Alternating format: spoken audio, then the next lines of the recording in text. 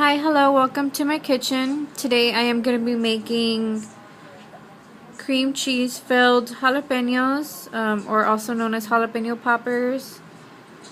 And what you will be needing are some jalapenos. These are about medium size. The largest one I was able to find was this one. But my smallest one is about half the size, or 3/4 of the size. So they're about medium sized. I've already done some ahead of time, and this is the way it looks. I don't know if you can see, but it's seedless, veinless, everything. And the way do that is using a peeler, but this was a peeler without the safeguard. They're very inexpensive. I got them maybe about $2, $3. And you're also going to be needing cream cheese. I need about 2 packs since I'm making about maybe 15 jalapeno poppers. But if you get large jalapenos, it will fill about 6 to 8. And if you were to get smaller ones, you can maybe almost up to 10. So I got 2 just to be on the safe side. What you're also going to be needing is some bacon and a cutting knife to cut off the tops, and also some inexpensive toothpicks. And this is the way I like to de-seed them. First you cut off the top.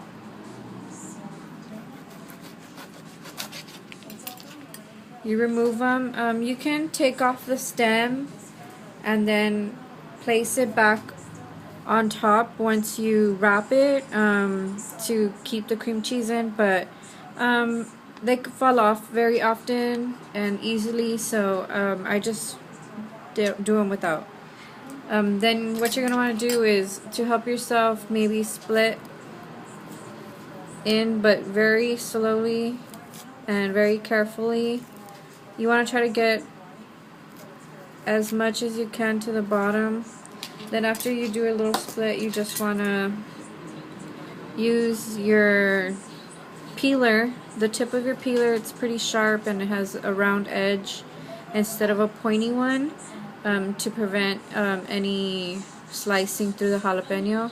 But it has happened to me. Nobody's perfect. But you want to go from where it's stuck to the jalapeno, the veins, and make its way all the way as deep as it can go.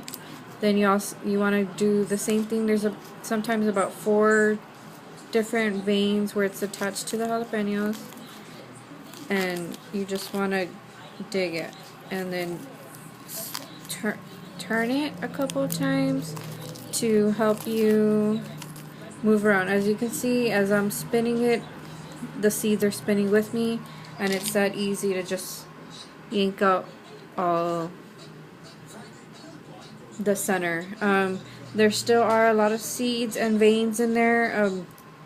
To make it comfortable in your mouth and not too hot, you want to get out all the seeds and try to scrape out as much of the veins as possible to prevent it from being so hot when you bite it. You want to be able to enjoy it and enjoy the cream cheese and the bacon.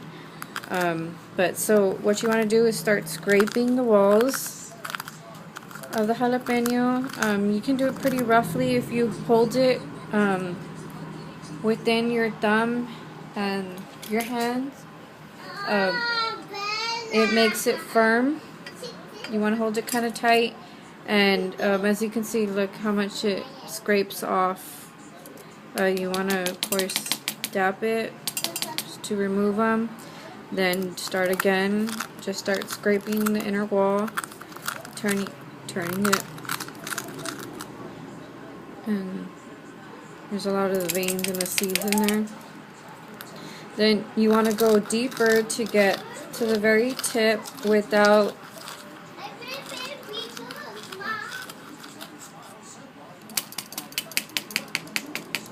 trying to tear it.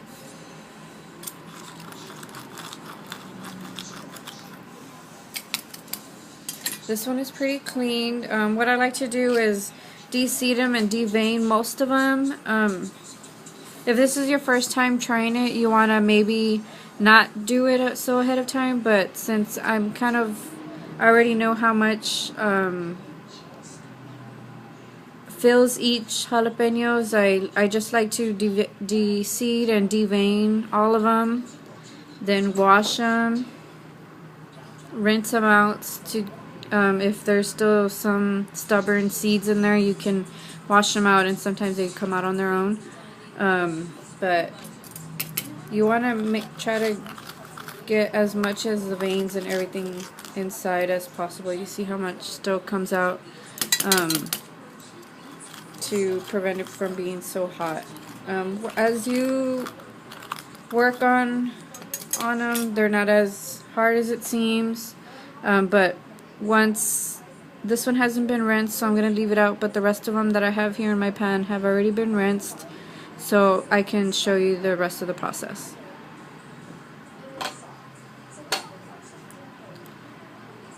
I have some already done. This is the way it looks after, with the bacon and 2 toothpicks.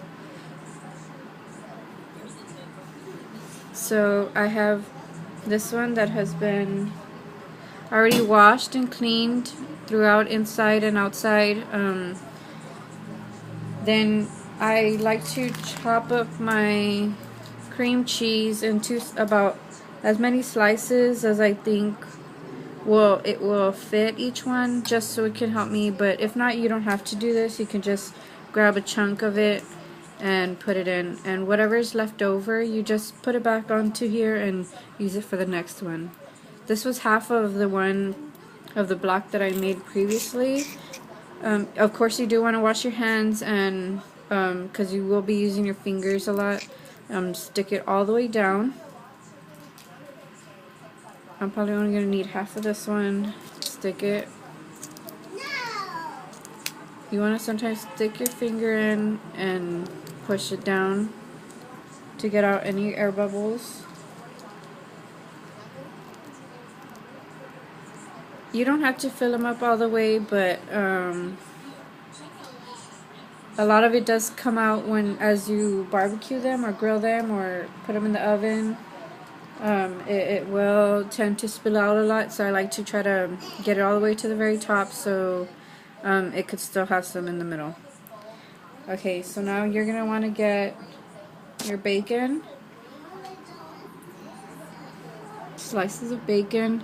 You can use very inexpensive bacon, since it will be grilled, and all the flavors will come out of it. So this one's very inexpensive. It does have a lot of fat on it, but it tends to crispy up more with all the fat. But it doesn't matter if you have already bacon in your home. This is what you can do. First, I like to cover it, the top, bring it down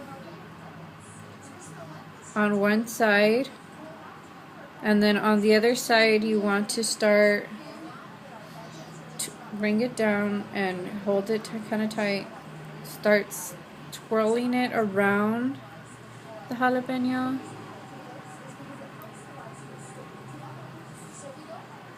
And then wherever it stops, you want to overlap it on the other bacon, just so it has, as you can see, you can scoot it up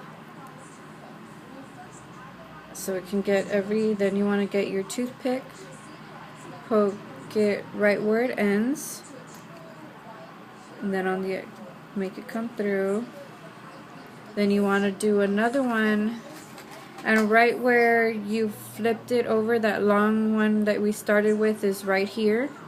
I don't know if you can tell, it's the bottom. That's also where you want to put it, so all the cheese can stay through. You want to pull it down on this side to get the rim clear, and there you go.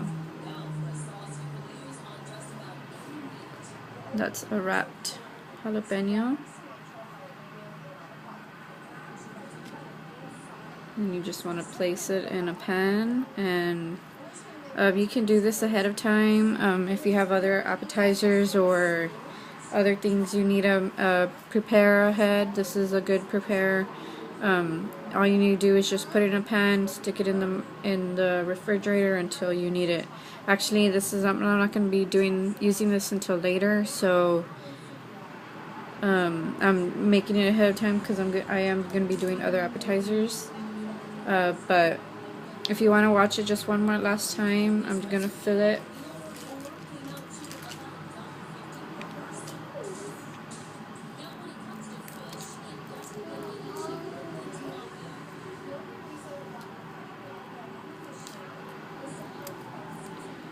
It is pretty messy, but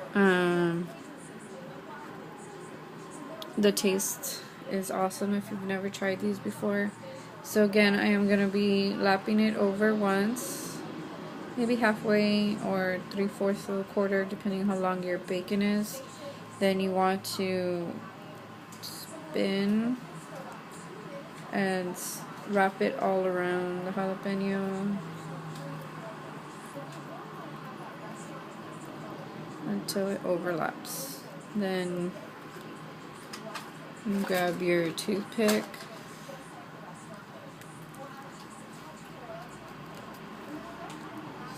put it through,